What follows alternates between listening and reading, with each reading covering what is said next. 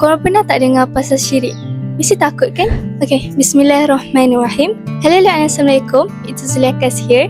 Okay, so hari ni kita akan cakap pasal syirik.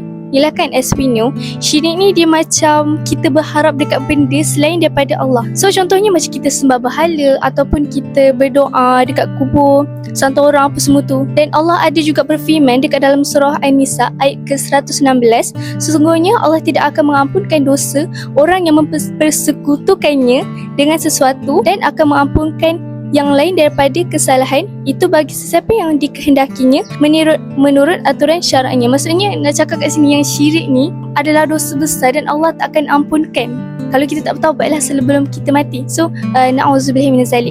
Tapi itu bukan syirik yang kita nak cakap hari ni. Syirik yang kita nak cakap pasal hari ni adalah syirik kecil. Pernah dengar tak? Okay, so sekadar ilmu cetek saya lah kan. Apa yang saya faham, syirik kecil ni merupakan riak dan ujub. Dengan macam alah, syirik kecil je. Tapi tak, syirik kecil ni dia macam bahaya sebab kita kadang kita tak perasan pun yang kita tengah buat. Dan benda tu boleh melemahkan keikhlasan kita dekat dalam beribadah. Okay, so kalau pendek cerita, riak ni adalah benda yang kita buat something yang sebab kita nak orang tengok je, bukan sebab niat asal kita iaitu lillahi ta'ala. So contoh macam kita solat, kita baca Al-Quran, kita berzikir apa semua tu sebab kita nak orang tengok, bukan sebab macam ikhlas lillahi ta'ala. Kalau ujub pula, perasaan yang kita bangga dan bongkak dengan diri kita sendiri. So kita rasa diri kita ni macam lagi mulia daripada orang lain. Kita rasa kita ni lagi better daripada orang lain. So daripada pandangan saya lah kan, saya rasa ujub ni dia macam lagi bahaya sikit. Sebab apa? Sebab macam biarlah orang tak nampak pun apa yang kita buat, tapi macam kita rasa kita better daripada orang lain tu dah dikira ujub. Contoh kan, kita bangun malam, kita rasa macam baguslah aku ni kan, solat malam kan, waktu orang tidur kan, waktu orang lain tidur, aku tahajud. Kita rasa diri ni kita better, dan itu merupakan ujub. Okay, so ada satu hadis yang saya nak tekankan dekat sini daripada Abu Hurairah. Korang kenal tak Abu Hurairah? So dia telah meriwayatkan beribu-ribu hadis, dan this is one of the hadis yang menurut dia paling seram. Sebab apa? Sebab dikatakan waktu Abu Hurairah dia nak sampaikan hadis ni kepada sahabat yang lain, waktu dia tengah sampaikan tu, dia pingsan. Lepas tu dibangun, dia sambung balik, dia pingsan. Dibangun balik, dia sambung balik, dia pingsan. Dia pingsan sebanyak 3 kali.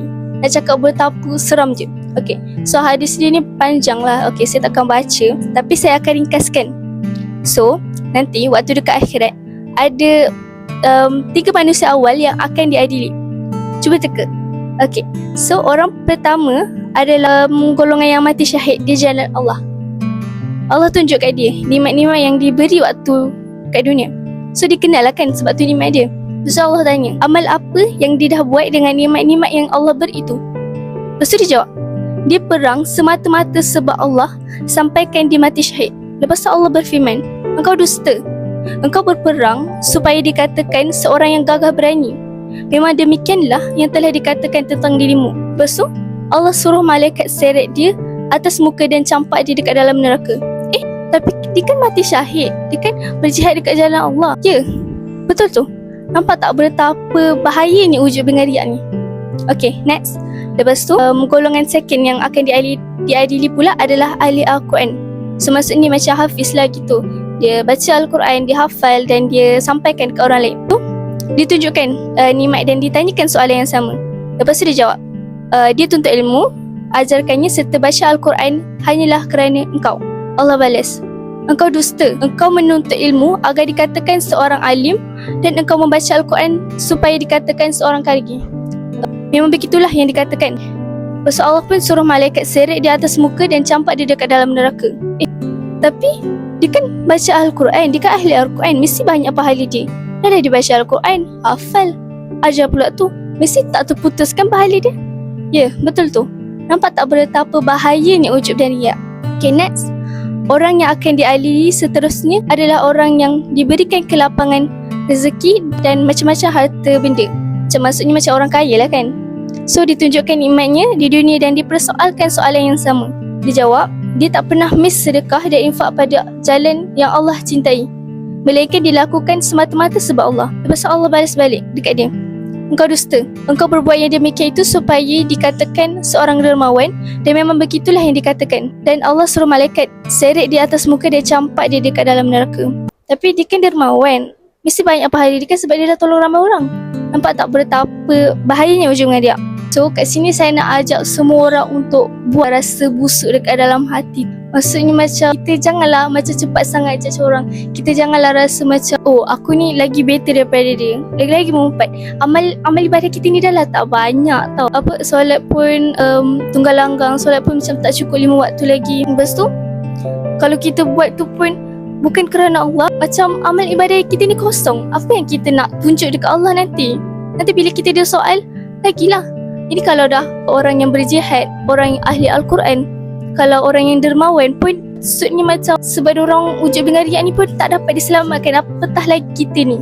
Apatah lagi kita ni yang tak ada apa-apa pun nak dibanggakan. Tapi bergembiralah kamu wahai orang-orang yang beriman, kerana sesungguhnya Allah tak akan menghukum seseorang itu berdasarkan perasaan dia. Maksudnya kat sini macam contoh-contoh kan, kita terasa macam terdetik lah kita, kenapa dia macam ni kan? Maksud macam kita rasa macam aku lagi better lah daripada ni. Kenapa dia ni asyik dapat ni je, kenapa aku tak dapat kan? Kita cepat-cepat balik istighfar. Kita cepat-cepat balik macam ya Allah, macam istighfar lah, kita insaf kan. Jangan fikir macam tu. Jadi dekat sini saya nak ajak semua orang untuk macam buang rasa busuk dekat dalam hati tu. Kita janganlah rasa cepat sangat macam nak judge orang, rasa macam diri kita ni lagi better daripada orang lain. Sebab kita dekat dalam dunia ni adalah tempat ujian. Jadi setiap daripada kita ni semua diuji. Saya diuji, awak diuji, parents kita pun diuji, cikgu-cikgu pun diuji, kawan-kawan pun diuji. Semua orang kena uji. Tapi yang membezakan kita adalah kertas ujian kita. Kita punya ujian tu tak sama. Mungkin saya diuji dengan kekangan rezeki. Mungkin awak diuji dengan kesihatan. Semua orang lain-lain. Tapi Allah itu maha adil. Semua orang diuji. Jadi kita tak boleh rasa macam kita lagi better daripada orang lain. Kita ni, even darah kita yang mengalir, even jantung kita yang berdegup ni pun sebab Allah SWT. Kalau bukan sebab Allah, kalau bukan sebab Allah yang pinjamkan, kalau bukan sebab sifat Allah yang pemurah tu, kita tak akan mampu. Kita tak akan mampu nak buat apa-apa. Baiklah, saya rasa itu je daripada saya. Sesungguhnya yang baik itu datang daripada Allah SWT, dan yang buruk itu datang daripada diri saya sendiri. So wabillahi taufiq wal hidayah. Assalamualaikum warahmatullahi wabarakatuh.